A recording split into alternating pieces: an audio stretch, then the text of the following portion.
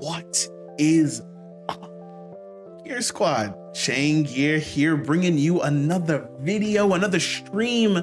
We're back live on Twitch. You might be seeing this on YouTube because it's time. I'm not by myself. I am with the one and only. He's been with me all year. Let me go ahead and show you who I'm talking about. You know, the man, the myth, the legend, Gil Trosty Map Pack. Gil, man, it's time. We've been doing this for 2 years now. This year we've been talking about it a lot, but it's time to talk about Game of the Year. Game of the Year. Game of the Year. Now, if y'all haven't been with us for a minute, the way that we do this is Gil and I start from the beginning of the year, and you'll see it this year as well. Let me actually swap over real quick. We basically make a list of all the games we want to play. That includes backlog, that includes games that are going to come out in 2024, or maybe games that we were playing in 2023 that we didn't get to finish. Maybe not necessarily backlog, but games that you have that you're in the middle of playing. And we just throw it onto a list. And we basically see how many games we can play. It's not a competition or anything like that. We're not like trying to be like, oh, I can play more games than you. It's literally, we're just setting our own goals and just kind of keeping a list of all the games that we played throughout the year. So that way we can kind of come back and talk about them, talk about our experience through them. And of course, at the end, crown our game of the year. Now, what that means, to be clear, is what is the game that you liked the most this year? It does not have to come out this year. Now, I'll probably ask what is the, your game of the year if it did come out this year.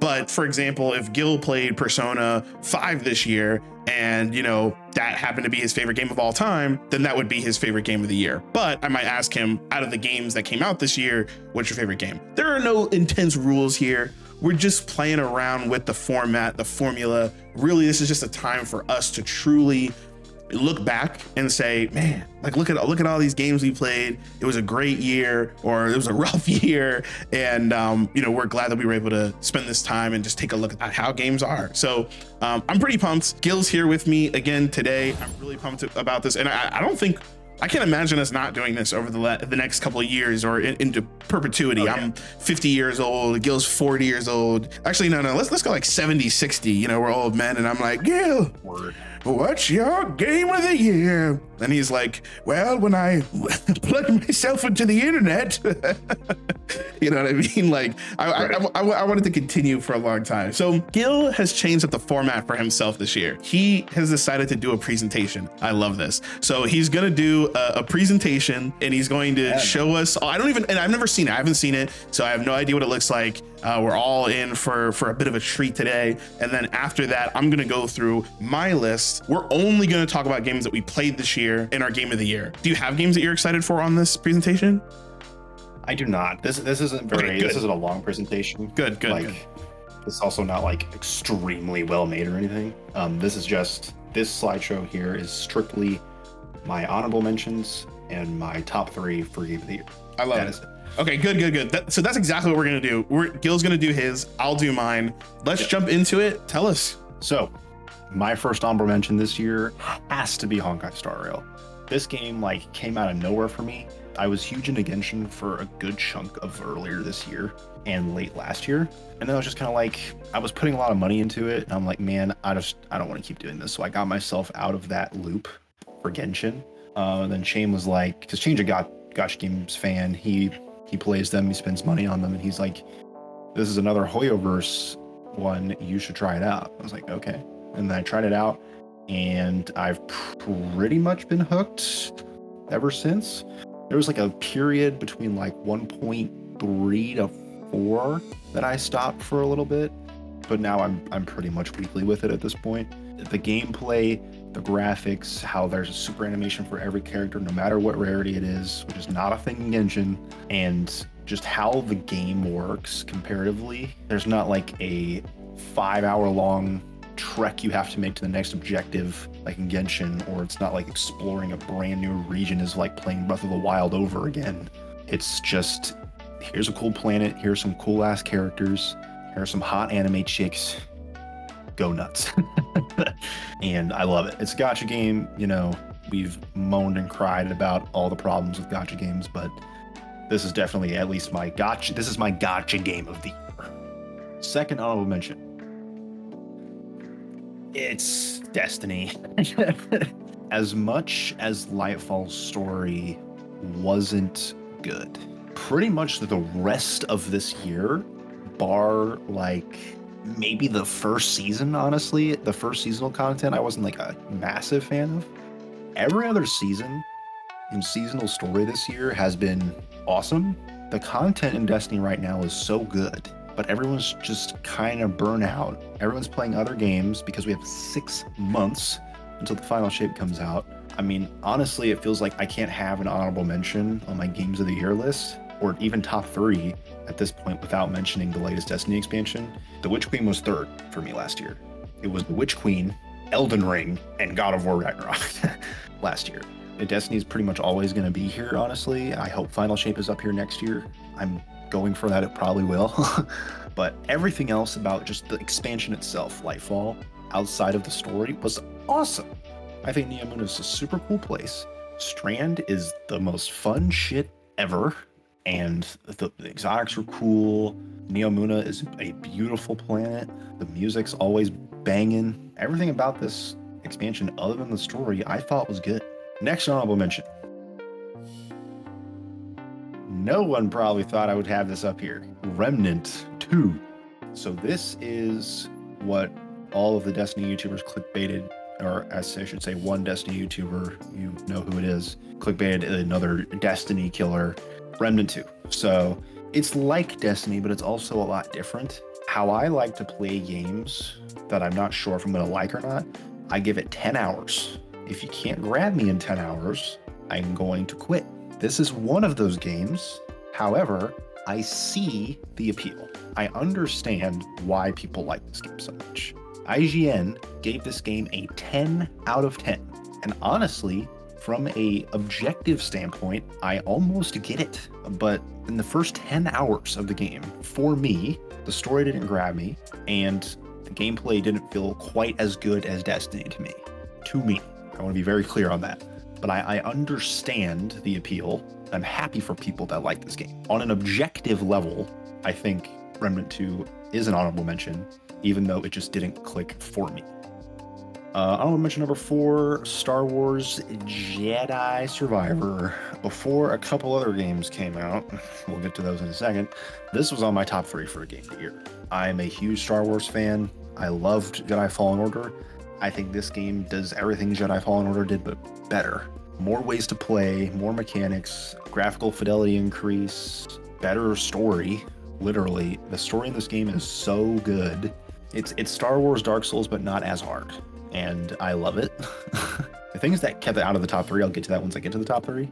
But this game's really good. If you're any kind of Star Wars fan and just want to like explore something new in gaming in general, play this series of play these 2 games. Play the Jedi games. They are so much fun. The power fantasy is awesome. Highly recommend anyone play this game. Not on PC, but yeah.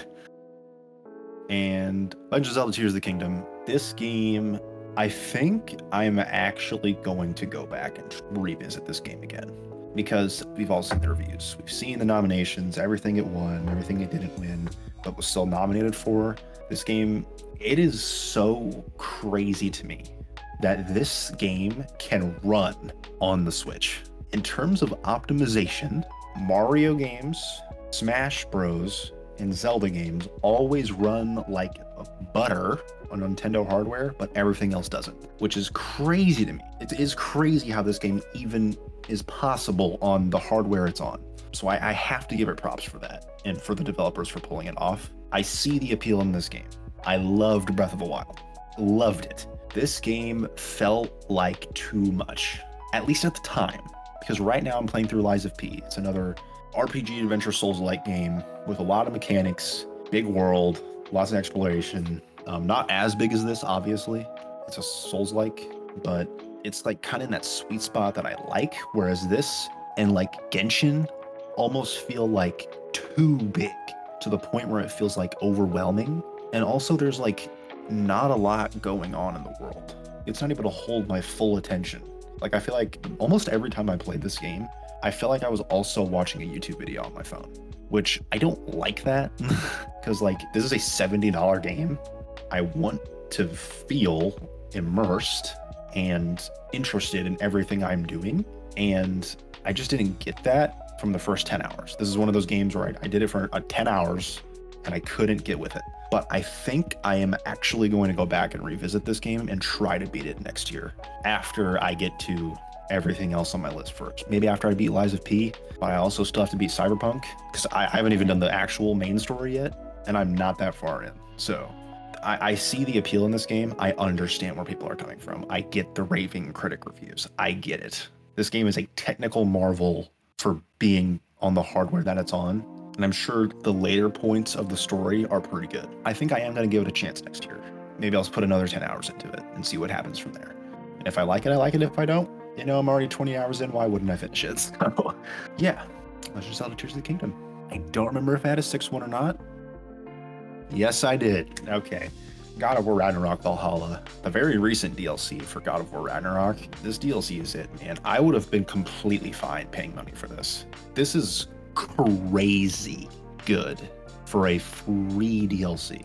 The lore, the story, there's a reason this game is my favorite game of all time, and this just puts a stamp of approval on that letter.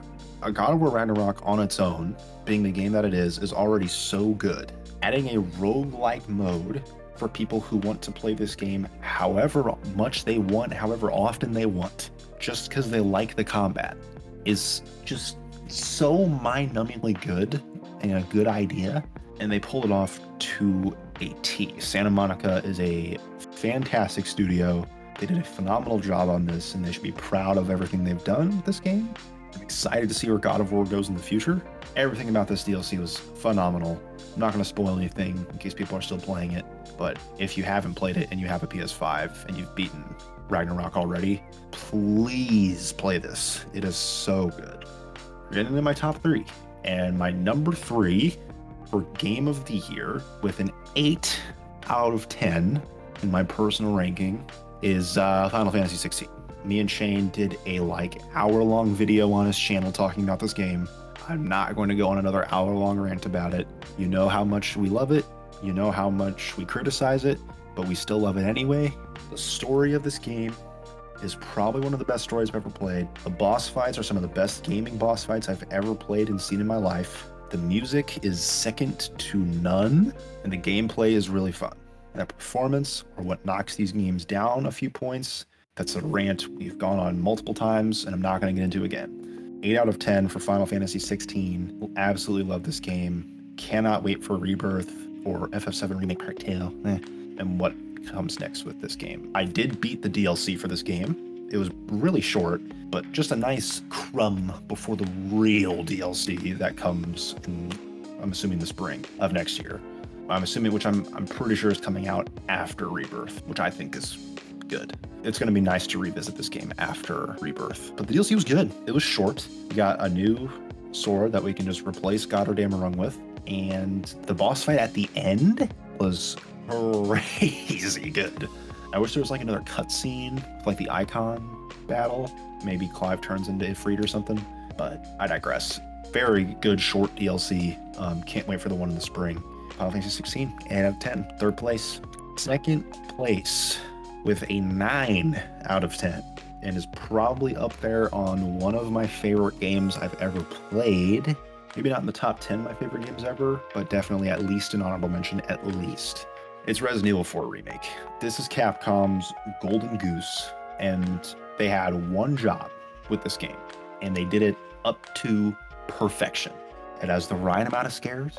It has the right amount of action. The gameplay is simple but effective. The cutscenes are beautiful. The boss fights are tense. The graphics are insane. The performance is flawless out the gate. I don't think this game has gotten a single performance update since it's been out. I mean, it probably has. But this game performed flawless out of the gate. You honestly do not see that a lot these days. A lot of people are like, why is a remake getting nominated for Game of the Year? Because it's freaking amazing. That's why. They did this game perfectly. I don't know what else to say. The only thing that keeps it from being a 10 out of 10 for me is because it's not a new experience. In terms of an actual video game, this is probably a 10 out of 10 for a lot of people. But in terms of just being a remake and not a brand new experience with new characters and new everything, I think it's fair to give it a 9 out of 10. It's a 90 out of 100, you know. It's still an 8. Play it on anything. Play the VR version. I don't care. Play this game. It's so good. It's not even that scary. For people who don't like scary games, like we're probably getting a Resident Evil 5 remake. That game is not scary. And this game blends, it's definitely more actiony. It's more like tense than scary. There are only a couple moments in this game where I was like actually got like jumped a little bit. But other than that, this game is really not that scary. I think anyone could love playing this game. I want to tell everyone one thing now. I did not play Baldur's Gate this year. I've never played D&D in my life. I plan on playing it in 2024. I don't know when I'm going to get to it. My list for 2024 is actually not that filled out at the moment. I think I need to go through releases.com and actually like look and see everything that's coming out and actually make a list. As of this moment, my list is not that filled. I probably will be able to get to it. So yeah, but Baldur's Gate 3 is not my number one. My number one for this year, a 9.5 out of 10, not a 10. Guys, it's Spider-Man 2. Yeah, this game is freaking amazing. The only gripe, and I do mean the only gripe I have with this game personally, is gameplay related. How there's a lack of, what do they call it, gadgets. That's it. I'm dead serious. I think everything else about this game is pretty much perfect. There are like a couple graphical things that could have been touched up here or there, but I mean, I thought everything else about this game was great. I think the second half of the game definitely shines more than this first half for me. I think I've heard a lot of people say that though.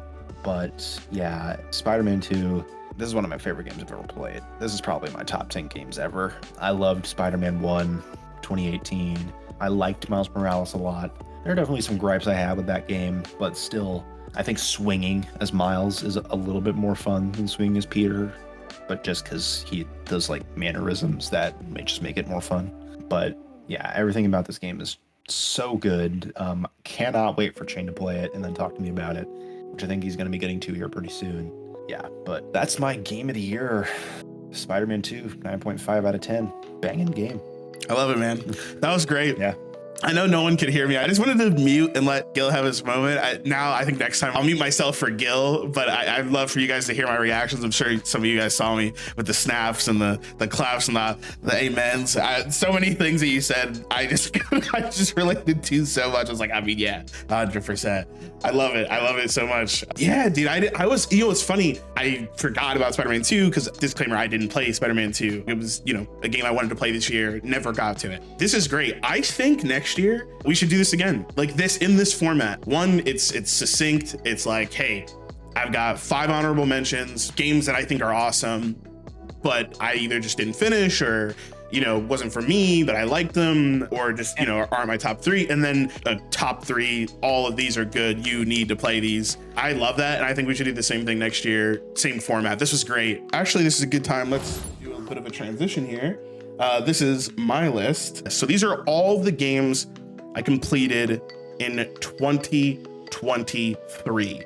That means I 100%ed the main story. It doesn't mean that I 100%ed or I played enough to say, okay, I've gotten it. You'll see why I say that. But for the most part, it's for not like 100%ing the main storyline or playing enough of a multiplayer game that I completely understand it. So here's my completed game list of the year. First, God of War Ragnarok. If you see a trophy, that means I platinumed the game. God of War Ragnarok, I absolutely love. I did play this game in January, so it is on my list. And I got so lucky to be able to not only play it in 2023, but also play its DLC. So I started and ended my year with an amazing game. If you don't know God of War Ragnarok, I'm confused. Seriously, I highly recommend playing God of War 3 remastered. I think it's an amazing game, and I think will set you up very well for God of War 2018. And then God of War, of course, Ragnarok. I think that trilogy is very good. And I think without playing God of War 3, there is a little bit that you're missing. 1 and 2 are just kind of old, and 3 I think does a good enough job of giving you a reminder of what's going on, or at least some information of what's going on. I actually think they might even have like an in-game recap, and they do have a recap in God of War, at least Ragnarok. I'm not sure if they have one in the original, but it's totally a game that is worth everyone experiencing, especially if you are a man. And I'm not saying that in the sense that, you know, like women shouldn't play it or something like that. But I specifically mean if you identify as a man, this game is going to speak to you on a level that has, personally for me, made me get emotional a lot. Men have a hard time opening up with one another. We have a lot of emotional barriers. And to be clear, this is for anyone that identifies as a man, because these are the traits that come with it. And so it opened up a lot for me. It made my relationship with my father better. It makes it easier for me to talk to other men. And it was just it's a very strong game. It means a lot to me. So I'm really glad that I got to experience that in 2023. Next is Call of Duty Modern Warfare 2. And I want to be really clear, this is DMZ. I don't care about Call of Duty campaigns. They've never been interesting to me. I'm not saying they're not good. I'm not saying they are good. They just aren't for me. I'm specifically talking about DMZ. I had a multiplayer experience that I didn't know was possible with DMZ. If you didn't play DMZ, it's technically part of Warzone, but it is locked behind Modern Warfare 2. By far, it was my favorite multiplayer experience in 2023. If you haven't played, I know lots of people have played Battle Royales. Actually, I've played, of course, Apex Legends with both Scarlet and Cheech and Gil. So, you know, we've all played Battle Royales. But there is a pretty big difference between extraction shooters and Battle Royales. Very similar DNA, but extraction shooters, to me, have a special place. And my favorite extraction shooter to date is now Call of Duty Modern Warfare 2 Warzone DMZ. Unfortunately, DMZ is not continuing at this time, so we will never get an update to DMZ. This kind of reminds me of Blacklight, where Blacklight is alive, it exists, but it is done. You know, there's no more updates, there's no more content, it is frozen in time. And DMZ is also frozen in time. You can't get anything from it, you don't level from it, it is just a standalone experience now that won't be getting any more updates. So it'll stay in its beta form. But I guess if I was to do like honorable mentions like Gil was doing, DMZ would be probably my biggest honorable mention. Again, it was my #1 multiplayer experience in 2023.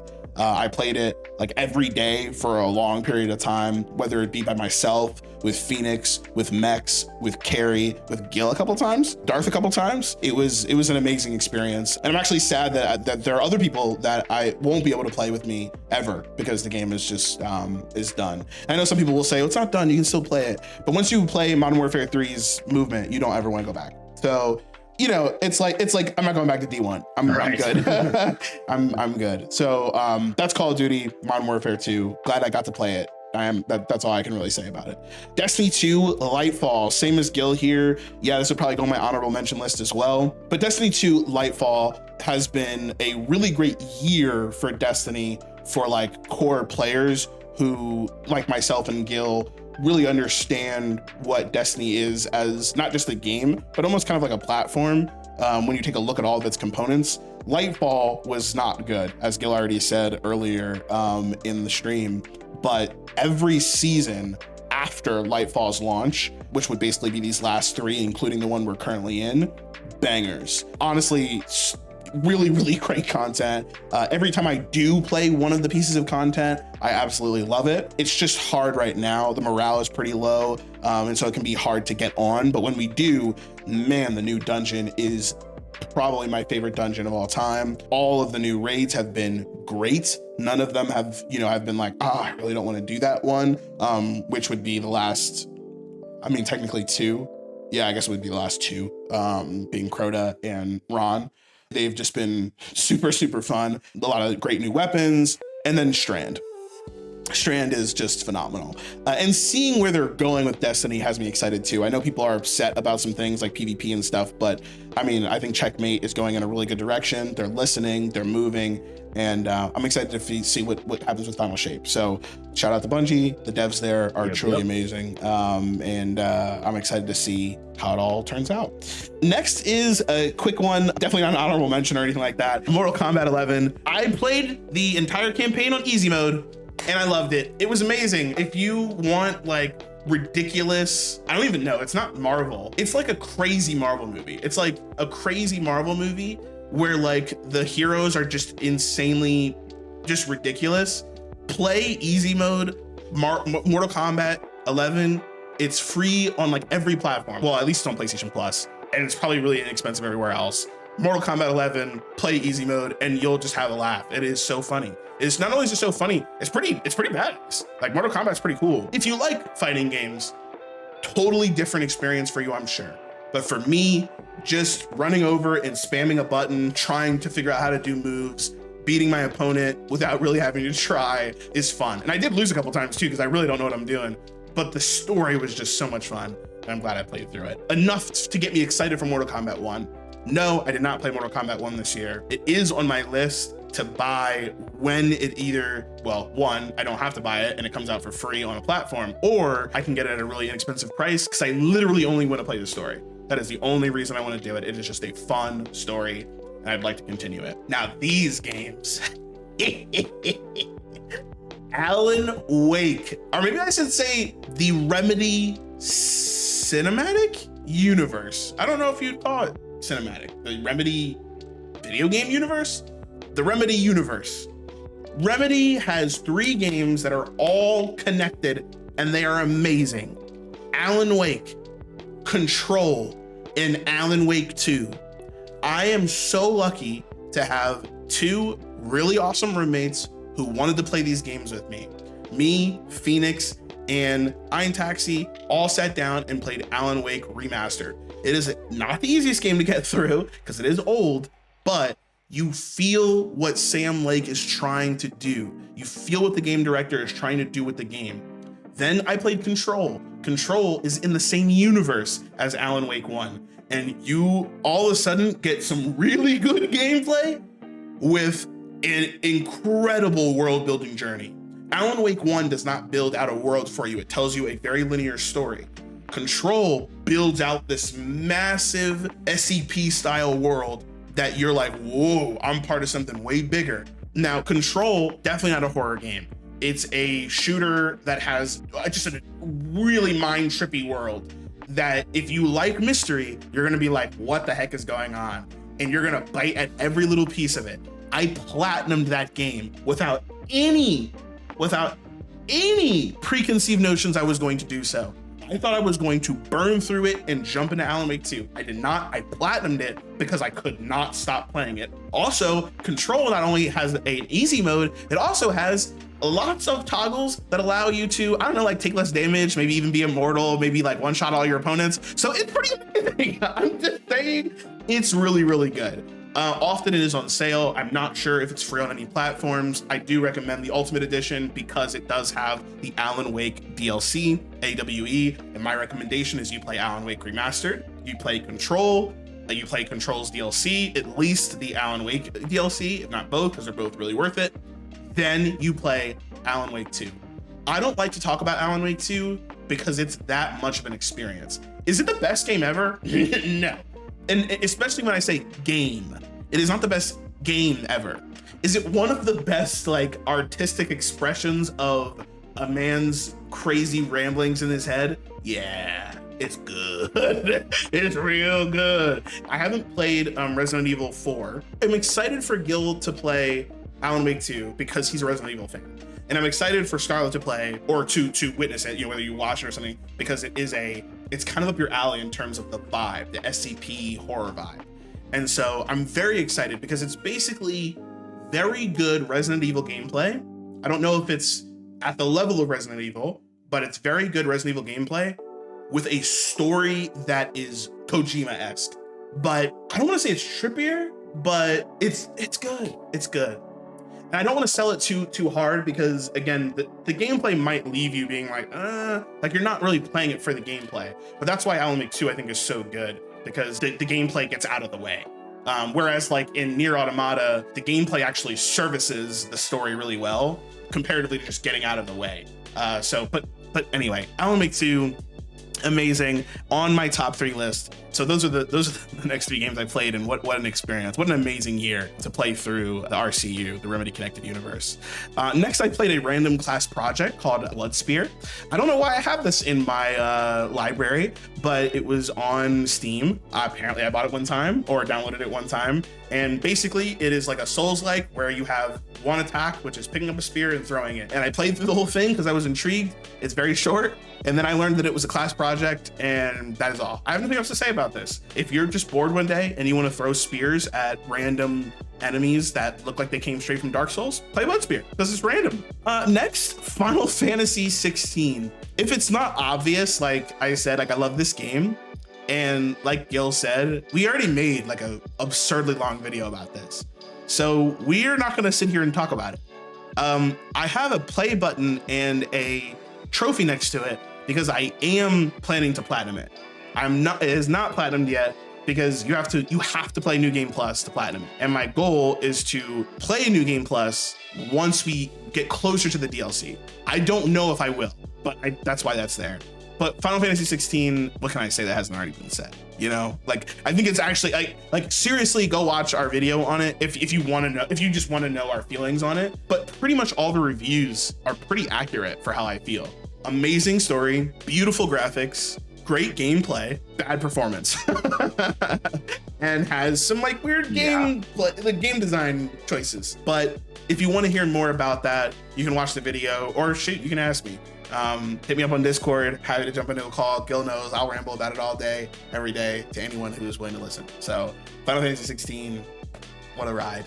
I also played a game called Everything. Everything is a really cool, little bit of a trippy game. If you're into like mindfulness and honestly much more like kind of woo-woo, not just mindfulness, but the world is me and I am the world and we are all one, that kind of vibe, which if you know me really well, that's kind of me. Everything is really good. It takes a lot of quotes from a famous person and kind of throws them into this game where you learn really about like how the universe is connected. It's a very short game that has a New Game Plus that has a lot of discoverability. I beat it and didn't know that I beat it until it was like, you beat the game, you know, like feel free to go into New Game Plus. And I was like, I beat it. And it was a really good experience. It's one of those games that'll go into my library and I'll probably revisit at some point, but it's not like that I don't want to spoil anything. I just don't really know how to explain it. It kind of gives me like the vibes of Katamari if like it was more trippy and like self-reflecting. It's pretty cool. It's pretty cool. I like it. And I think anybody that's, you know, into that kind of stuff would enjoy it. And then the last game that we recently just beat was Miles Morales, which I thought was really, really good. I would say like easily a 9 out of 10 game. The only thing about Miles Morales is that I'm 30 years old and playing adult content and watching adult content. When I say that, I mean content about adults, not anything higher than M-rated, if you know what I mean. It does something to the soul, you know? You're watching something and it's about someone who's around your age or maybe a little bit older than you, maybe a little bit younger than you, and you can relate to it. If you're a fan of anime, you know, when you're a kid, you can go all the way up till, you know, you're probably like in your late 20s where you can relate to everything that's happening to these kids all the time. But at some point, you're like, wait a second, this kid's in high school. Or wait a second, this kid's in college, you know, and you're like, man, yeah, I just, you know, it's not hitting that much. And so for Miles Morales, it was a little hard for me because even though I love Miles, he's such a great character. I was like, yeah, kid, like you're in high school and you got a bunch of angst but it was good. It was good. I enjoyed it. I really liked it. It was a personal reason that I wasn't connecting to it. And I really only had one gripe, which was the ending.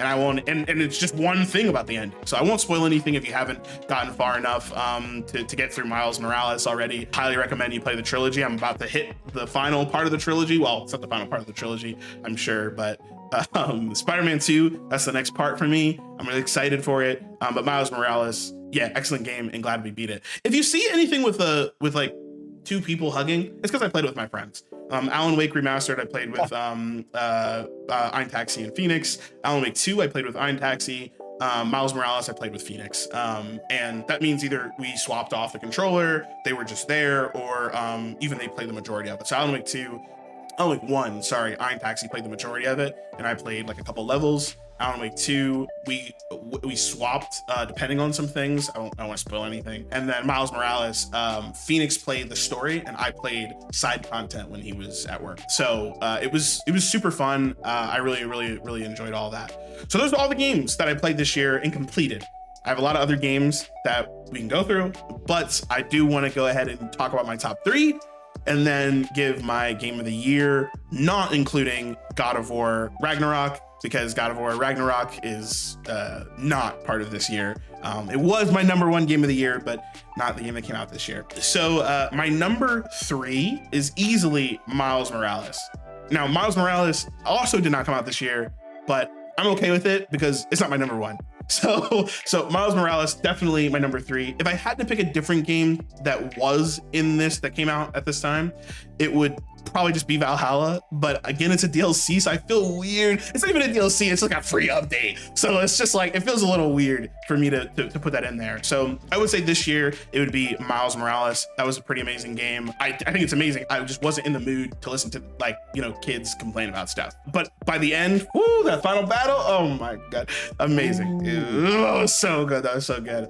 This was really hard. But my number 2, this was really hard. Like, you have no idea. Like, I get kind of emotional about it because both of these games, it's not obvious, my top 2, both of these games are like phenomenal. Also, I got emotional during both the games. Alan Wake 2 is my number 2. Alan Wake 2 is easily my number 2. It's a phenomenal game. I think if anyone is interested, they should try and figure out how to get to it because it really is amazing. I don't want to talk about it because it's so much better when you know nothing about it. Like, the Game Awards probably just confused people, which is funny, which is like even better. So I just hope people really play this game before, you know, it just becomes part of normal rhetoric and it starts to get spoiled for people. And if you don't plan on playing it, you gotta watch something about it or something. Like, if you're into watching games, highly recommend you watch it. But if you're not into watching games, even just watch like a summary or retrospective of it, that make, you know, like the ones that are like, you know, a little bit longer, like an hour and a half to 3 hours, any of those things, because it is going to change the game industry. It will change the game industry. There's no doubt in my mind. Yeah, shout out to Alan Wake 2. And if it's not obvious, my game of the year, Final Fantasy 16, man. Wow. Final Fantasy 16. I cried during that game on Party with Gil. I was like crying at the end of the game. Yeah. No spoilers, I won't spoil it, but I was crying at the end of that game. Wasn't ready. And Gil even said, oh yeah, man, I cried. I thought I knew. I did it. You didn't know.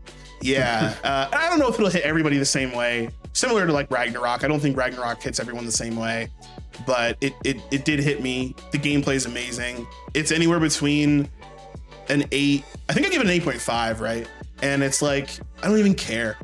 Like, the reasons I don't like it, I don't care.